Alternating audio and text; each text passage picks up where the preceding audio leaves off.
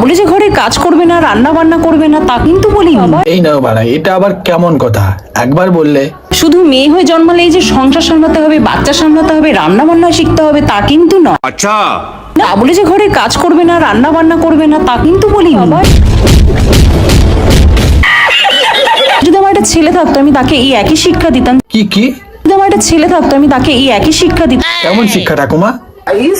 আমি হা করে না লাগালে আমার ঠোঁটে লিপস্টিক লাল।